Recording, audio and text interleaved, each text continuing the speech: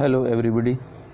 PSC part 3 के physical chemistry के unit 2nd, 3rd और 4th तीनों में मॉलिक्यूलर स्पेक्ट्रोस्कोपी या आणविक स्पेक्ट्रोस्कोपी दिया गया है। और इस 3 इकाई में इकाई द्वितीय, इकाई तृतीय और इकाई चतुर्थ तीनों में हम अलग अलग प्रकार के स्पेक्ट्रोस्कोपी का अध्ययन करेंगे। उनमें से हम इकाई द्वितीय, जिसमें स्पेक्ट्रोस्कोपी की सामान्य जानकारी, विद्युत चुम्बकीय विकिरण तथा डिग्री ऑफ फ्रीडम या स्वतंत्रता की कोटि और अन्य पहलुओं का अध्ययन करेंगे। इसके पारिभाषिक शब्दों को भी इसके अंदर पढ़ेंगे। और इस इकाई नंबर द्वितीयक, जिसका नाम स्पेक्ट्रोस्कोपी में सामान्य स्पेक्ट्रोस्कोपी रखा गया है, और इसमें हम प्रारंभ कर रहे हैं सर्वप्रथम स्पेक्ट्रोस्कोपी की परिभाषा के अनुसार विज्ञान की वह शाखा जिसमें विद्युत चुम्बकीय विकिरण या EMR या इलेक्ट्रोमैग्नेटिक रेडिएशन का पदार्थ के साथ अंतःक्रिया द्वारा आणविक संरचना का निर्धारण किया जाता है, उसे ही हम स्पेक्ट्रोस्कोपी कहते हैं। अर्थात स्पेक्ट्रोस्कोपी का मूल कार्य किसी भी अज्ञात अणु की संरचना निर्धारित करना है, जिसमें हम विद्युत चुम्बकीय विकिरण और पदार्थ की अंतःक्रिया के द्वारा आणविक संरचना निर्धारित करते हैं।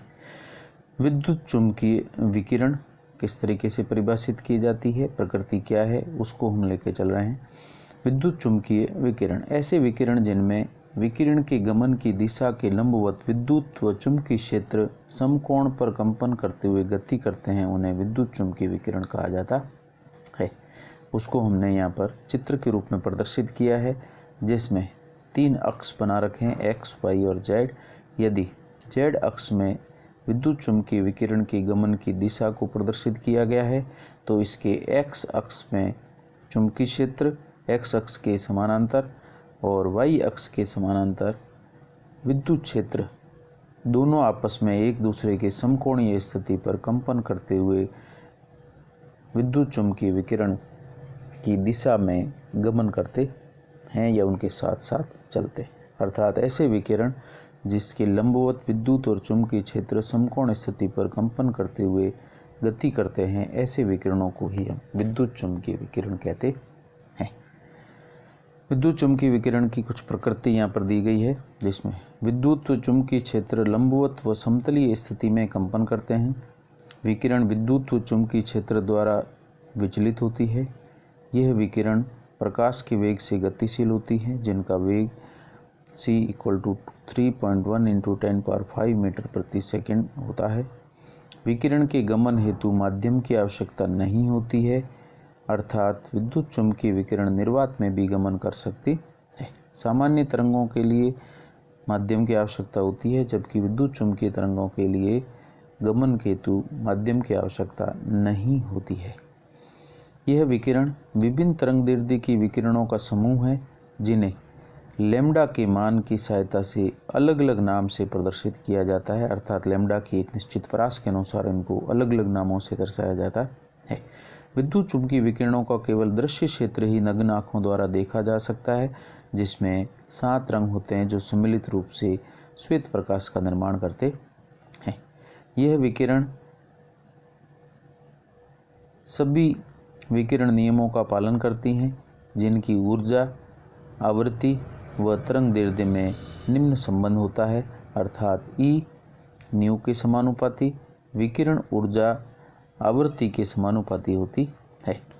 और अगर न्यू की जगह हम तरंगदैर्ध्य प्रदर्शित करते हैं, तो विकिरण ऊर्जा तरंगदैर्ध्य की व्युत्क्रमानुपाती होती है, जिसे हम सम्मिलित रूप में इस प्रकार प्रदर्शित कर सकते हैं। E = hν या E = hc/λ, जहाँ h प्लांक नियतांक है जो 6.626 × 10⁻34 जूल सेकेंड।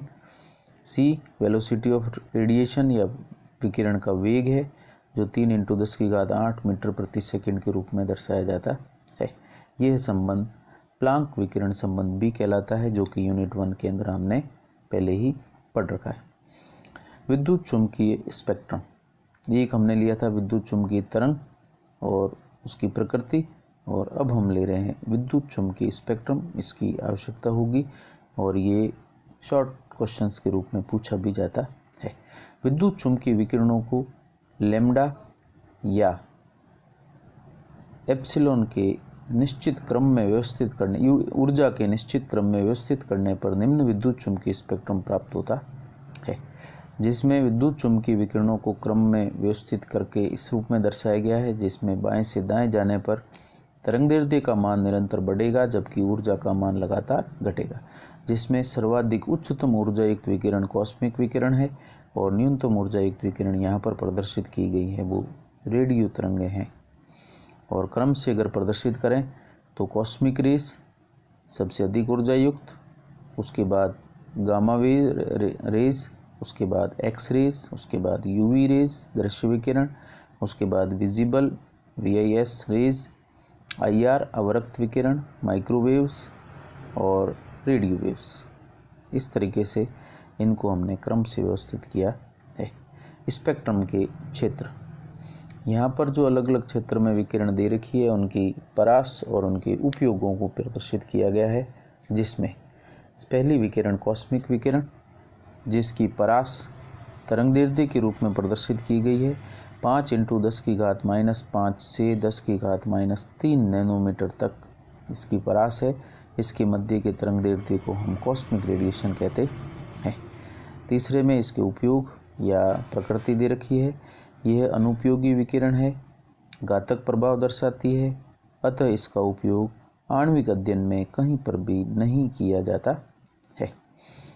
इसी तरीके से दूसरी गामा रेस 10⁻³ नैनोमीटर से 0.14 नैनोमीटर तक परास है।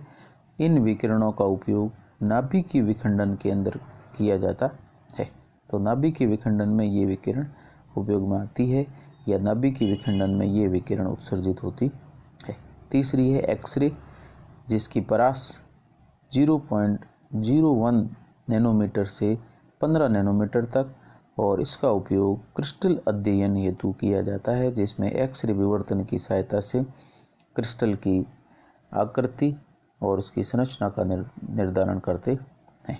उसके बाद है यूवी या पराबैंगनी विकिरण, परास 15 नैनोमीटर से 400 नैनोमीटर है। पाइबंद व जॉन पेयर के उत्तेजन हेतु इन विकिरणों का उपयोग किया जाता है। लोन पेयर के उत्तेजन हेतु जो पाइबंद के अंदर इलेक्ट्रॉन युग्म है, उस पाइबंदित इलेक्ट्रॉन युग्म या एकाकी इलेक्ट्रॉन युग्म के उत्तेजन, एकाकी इलेक्ट्रॉन युग्म को यहाँ लोन पेयर लिखा गया, उत्तेजन हेतु इन विकिरणों का उपयोग किया जाता है। यहाँ तक कि सिग्मा बंद विखंडन ऊर्जा भी लगभग इसके तुल्य होती है और इन विकिरणों की सहायता से सिग्मा बंद विखंडन भी किया जाता है। सामान्यतः समांश बंद विखंडन यूवी रेज की उपस्थिति में संपन्न होता है, जिसमें मूलक बनते हैं। विजिबल रेज या दृश्य क्षेत्र की परास 400 नैनोमीटर से 800 नैनोमीटर के मध्य है और यह विकिरण पाई बॉन्ड की संयुग्मी संरचना या एरोमेटिक संरचना का अध्ययन करने हेतु काम में ली जाती है। इसी तरीके से IR क्षेत्र या अवरक्त रेडिएशन 0.8 माइक्रोमीटर, मात्रक थोड़ा बदल दिया गया है, थोड़ा ध्यान रखना यहाँ से। इसको 800 नैनोमीटर को ही यहाँ पे 0.8 माइक्रोमीटर लिखा गया है और 0.8 माइक्रोमीटर से 200 माइक्रोमीटर तक की परास को हम IR क्षेत्र कहते हैं, अवरक्त क्षेत्र कहते हैं। ये ऊर्जा, इस ऊर्जा द्वारा आणविक घूर्णन व कंपन द्वारा आणविक संरचना निर्धारित की जाती है। तो हम इसकी सहायता से हम अणु के घूर्णन और कंपन द्वारा उसकी संरचना को निर्धारित करने में IR विकिरणों का उपयोग करते हैं। ज़्यादातर IR स्पेक्ट्रोस्कोपी या कंपन स्पेक्ट्रोस्कोपी इसी विकिरणों द्वारा अध्ययन की जाती है। अगला है माइक्रोवेव्स या सूक्ष्म तरंगें, और सूक्ष्म तरंगों की परास है 100 माइक्रोमीटर से 1 सेंटीमीटर। यह विकिरण इलेक्ट्रॉन स्पिन को परिवर्तित करती है हीट कंडक्शन में प्रयुक्त होती है। रिमोट कंट्रोल और ट्रांसलेशनल एनर्जी के रूप में हम इन विकिरणों का उपयोग करते हैं और इससे संबंधित स्पेक्ट्रोस्कोपी को हम माइक्रोवेव स्पेक्ट्रोस्कोपी या माइक्रोस्कोप स्पेक्ट्रोस्कोपी कहते हैं। और अंतिम हम ले रहे हैं रेडियो वेव्स, परास 1 सेंटीमीटर से 1000 मीटर तक। यह विकिरण द्वारा या इन विकिरणों के द्वारा नाभिकीय चक्रण प्रभावित होता है और NMR स्पेक्ट्रोस्कोपी हम इसकी सहायता से प्रयुक्त करते हैं। न्यूक्लियर मैग्नेटिक रेजोनेंस या नाभिकीय चक्रण, नाभिकीय चुंबकीय अनुनाद स्पेक्ट्रोस्कोपी में इन्हीं तरंगों का उपयोग किया जाता है जो चुंबकीय क्षेत्र की उपस्थिति में प्रयुक्त की जाती है। और MRI भी इन्हीं तरंगों की सहायता से संपन्न की जाती है और आंतरिक अंगों की जानकारी में हम MRI का उपयोग करते हैं। तंत्रिका तंत्र की जांच करने में इसका उपयोग या निदान के लिए इसका उपयोग किया जाता है। अब हम लेके चल रहे हैं स्पेक्ट्रम के प्रकार। स्पेक्ट्रम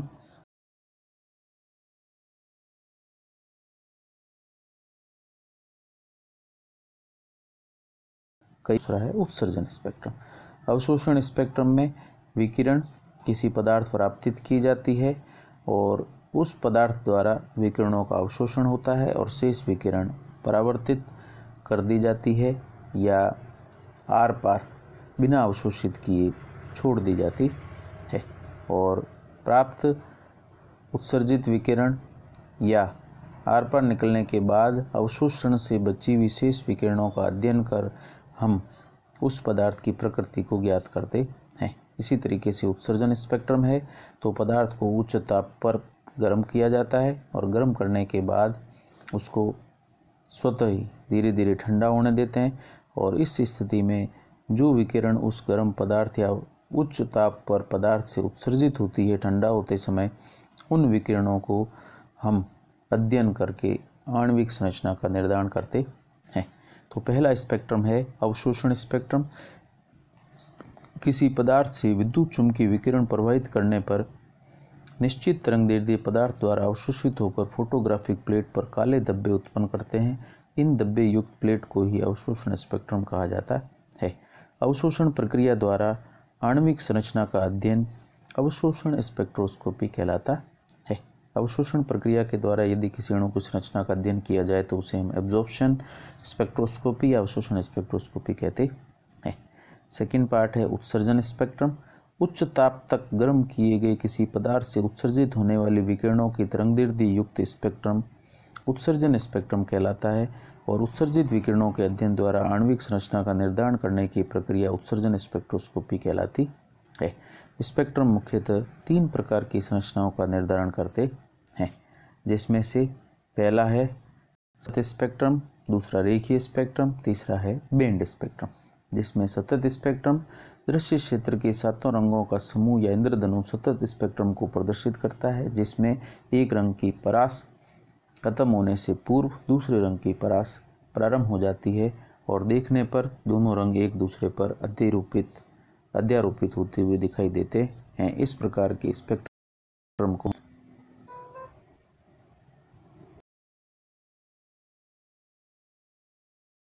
सतत स्पेक्ट्रम कहते